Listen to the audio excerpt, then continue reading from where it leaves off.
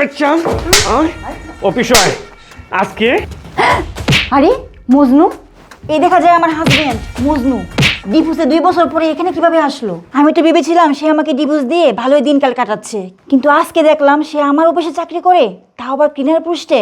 আরে অন্য অনেক টাকা পয়সা ছিল, গাড়ি বাড়ি ছিল, ব্যবসা বাণিজ্য ছিল, এসব কি হলো ওর? বিষয়টা তো আমাকে দেখতে হবে। যাই হোক, তাড়াতাড়ি মাস্ক পরে নি। 1 মিনিট। আরে এসব কি হচ্ছে? এখানে মারামারি করতেছেন কেন? ছাড়েন ওনাকে, ছাড়েন বলছি। ম্যাডাম, এই ক্লিনারের বাচ্চাটা নিয়ে এসেছি আপনার কাছে একটা অভিযোগ দেওয়ার জন্য। এই কিসের অভিযোগ এখন বলেন? আর আমার তো মনে হচ্ছে উনি এই অফিসে নতুন চাকরি নিচ্ছে। জি ম্যাডাম, এই ক্লিনারের বাচ্চা আজকেই প্রথম চাকরিতে যোগদান করছে। ওর অপরাধটা হচ্ছে কাজ কাম রেখে ও শুধু আপনার দরজায় এসে আপনার দিকে তাকিয়ে থাকে। আমরা যদি ওকে কাজের কথা বলি আমাদের কথা শুনে না, উল্টোভাবে আমাদের সাথে বিয়াদবি করে। ম্যাডাম, আপনি একটা কাজ করেন, এই ক্লিনারের বাচ্চাকে আজকেই অফিস থেকে বের করে দেন। প্রথম দিনই আমাদের কথা শুনছে না, কয়েকদিন গেলে ও আমাদের কথা শুনবেই না। এই থামেন আপনি। এই অফিসের বস আপনি না আমি? এখানে আমি কাকে রাখবো না রাখবো সেটা আমি ডিসাইড করব। আপনি বলার কে? আর এই জনি সাহেব, ওনাকে ছাড়েন বলছি, ছাড়েন। আর আপনারা নিজেরা কাজে যান, বিষয়টা আমি দেখতেছি। ঠিক আছে ম্যাডাম, তবে বিষয়টা কিন্তু খুব জটিল। আজকে প্রথম দিনই সে যে অপরাধ করছে, কিছুদিন গেলে না জানি কি হয়। ওকে আপনি তাড়াতাড়ি বের করে দিন ম্যাডাম। এই জনি সাহেব চলেন। আরে আপনি এখন বলেন আপনার সমস্যা কি? আপনি কাজকর্ম রেখে আপনি আমার দিকে তাকিয়েছিলেন কেন? আর ওদের সাথে কেন বেদবি করলেন বলেন তো? ম্যাডাম, আমি আপনার রুমের দিকে তাকাইছি ঠিক আছে, কিন্তু বিশ্বাস করেন আমি কোনো খারাপ নজরে তাকাই নাই। আমি ওই রুমের সামনে কাজ করতেছিলাম, তো হয়তো 2-1 বার ভুলবশত এদিকে তাকানো হয়েছে, কিন্তু আমার কোনো খারাপ নিয়ত ছিল না ম্যাডাম, আপনি বিশ্বাস করেন। আর আর ওনারা বলছে না ওনাদের সাথে আমি খারাপ ব্যবহার করছি। ম্যাডাম বিশ্বাস করেন, ওনাদের সাথে আমি কোনো খারাপ ব্যবহার করি নাই ম্যাডাম। আমি আজকেই জয়েন করেছি, ওনারা অনেক বড় অফিসার, ওনাদের সাথে আমি খারাপ ব্যবহার কেন করব ম্যাডাম? ম্যাডাম আমি তো ক্লিনার, আমি আমি সব কিছু পরিষ্কার করি, কিন্তু ওনারা শুধু বারবার বলতেছে ওনাদের পার্সোনাল কাজ করে দিতে। ম্যাডাম আমি তো কোম্পানির কাজ করতে আসছি ম্যাডাম, আপনি খোঁজখবর নিয়ে দেখেন আমি কোম্পানির কাজটা খুব ভালোভাবে করতেছি, আমি সব কিছু পরিষ্কার করছি ম্যাডাম।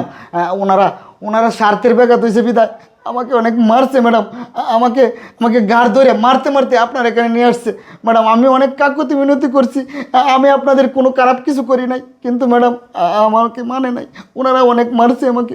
হ্যাঁ বুঝতে পারছি, ওনারা আপনাকে মারধর করছে। আচ্ছা ওটার বিচার আমি পরে করব। তার আগে একটা কথা বলুন তো, আপনার নাম কি মজনু তালুকদার না? আপনার পুলিশ লাইনে একটা ফ্যাক্টরি ছিল, তার পাশে একটা বাসাও ছিল, কি আমি ঠিক বলছি না? হ্যাঁ হ্যাঁ ম্যাডাম, আপনি তো ঠিকই বলেছেন। আমার পুলিশ লাইনের সামনে একটা কোম্পানি ছিল, আমার একটা বাসা ছিল, কিন্তু ম্যাডাম এই একটা কথা বুঝতেছি না, আপনি এত কিছু জানেন কিভাবে? আমি আপনাকে কি করে চিনি সেটা আমি বলতেছি। আচ্ছা আপনার স্ত্রীর নাম পিঙ্কি খান না? আমি তার বান্ধবী। আর আপনার এখন এই অবস্থা কেন? আপনার স্ত্রী এখন কোথায় আছে? আর আপনার অনেক ব্যবসা বাণিজ্য ছিল, এগুলি কোথায় গেল? ও ম্যাডাম, আমি ক্লিনারের চাকরি কেন করতেছি, আর আমার কোম্পানি, আমার বাড়ি গাড়ি টাকা পয়সা কী হলো, এটা আপনি জানতে চাইতেছেন তো? তাহলে বলতেছি ম্যাডাম, আপনি বলছেন না আপনি আমার ওয়াইফের বান্ধবী।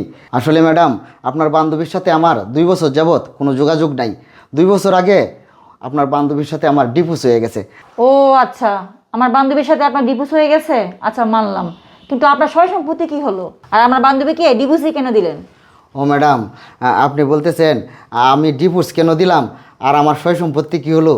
তাহলে শুনেন আমি বলতেছি ম্যাডাম, আপনার বান্ধবীর সাথে সংসার করা অবস্থায় আমি আমার অফিসের অন্য একটা মেয়ের সাথে সম্পর্কে জড়ায়া যাই, আর আপনার বান্ধবী এই সম্পর্কটা মেনে নিতে পারে নাই। আমিও প্রতিদিন আপনার বান্ধবীর সাথে ঝগড়াঝাটি করতাম, হঠাৎ করে এমন এক পর্যায়ে গিয়া ঠেকাইলো ঝগড়াঝাটিটা, আমি ওকে ডিভোর্স দিয়ে দিলাম। ডিভোর্স দেওয়ার পরে আমি ওই মেয়েটাকে বিয়ে করি। আমার সম্পর্ক ছিল যে মেয়েটার সাথে, আমি আমি ওকে অনেক বিশ্বাস করতাম ম্যাডাম। আমি ওকে বিশ্বাস করিয়া আমার অফিসের সব দায়িত্ব ওই মেয়েটাকে দিয়ে দিয়েছিলাম, মানে আমার দ্বিতীয় স্ত্রীকে। আমি একদিন হঠাৎ করে বিদেশে চলে যাই আমার এক কোম্পানির কাজে, কিন্তু বিদেশ থেকে আইসা দেখি আমার সরলতার সুযোগ নিয়ে সে আগে থেকেই আমার কোম্পানির সব কিছু তার নামে লিখে নিছে ম্যাডাম। আমি বিদেশ থেকে যখন আসলাম তখন আমাকে কোম্পানি থেকে ঘাড় ধাক্কা দিয়ে বের করে দিছে। আমি অনেক জায়গায় আইনি প্রক্রিয়ায় লড়তে চেষ্টা করেছিলাম ম্যাডাম, কিন্তু কোনো আইনি আমার অফিস আর আমাকে ফেরত দিল না। ওর নামে সব কোম্পানির সব কিছু লেখা হয়ে গেছে। আমি ম্যাডাম অনেক কষ্টে দিন যাপন করতেছিলাম, কিছু করতে না পেরে আপনার এখানে ক্লিনারের চাকরি নিয়েছি ম্যাডাম। কিন্তু ওনারা আমাকে অনেক অত্যাচার করছিল। ও আচ্ছা, আমি সবই বুঝলাম। তার মানে আপনার দ্বিতীয় স্ত্রী আপনার সঙ্গে প্রতারণা করেছে। আচ্ছা, আপনার প্রথম স্ত্রীর সঙ্গে কি যোগাযোগ করেছিলেন বা চেষ্টা করেছিলেন যোগাযোগ করার? না ম্যাডাম, আমি ওর সাথে যোগাযোগ করি নাই। আমি আমি ওর সাথে কিভাবে যোগাযোগ করবো ম্যাডাম? আপনি এটা কি বলতেছেন? আমি কোন মুখে ওর সামনে যেয়ে দাঁড়াবো? আমি ওর সামনে দাঁড়াতে পারবো না। ওর সাথে আমি অনেক অন্যায় করেছি ম্যাডাম, ওর সাথে আমি অনেক অন্যায় করেছি। ওর সামনে দাঁড়ানোর মতো আমার মুখ নাই। ও আমাকে কোনোদিনও ক্ষমা করবে না ম্যাডাম। আমি যে অন্যায় করেছি ক্ষমার অযোগ্য ম্যাডাম। ও আমাকে কোনোদিন ক্ষমা করবে না। ও আচ্ছা, আপনি এভাবে কথা বলতেছেন কেন? আপনার স্ত্রী তো আপনাকে ক্ষমা করে দিতেও পারে। আপনি চেয়ে দেখতেন ক্ষমা, আপনার স্ত্রী ক্ষমা করে কিনা। আচ্ছা যাই হোক, আপনার স্ত্রী যদি আপনাকে ক্ষমা করে দেয় তাহলে আপনি কি করবেন? কি বলেন ম্যাডাম? আমার স্ত্রী আমাকে ক্ষমা করে দিবে? ম্যাডাম, আমি যে অন্যায় করছি আমার স্ত্রী কোনোদিনও আমাকে ক্ষমা করবে না।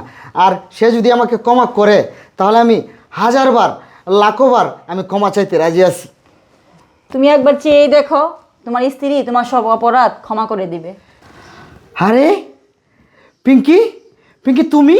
হ্যাঁ আমি। এই কোম্পানিটা আমার, আর আজকে থেকে তোমার ক্লিনারে চাকরি করতে হবে না।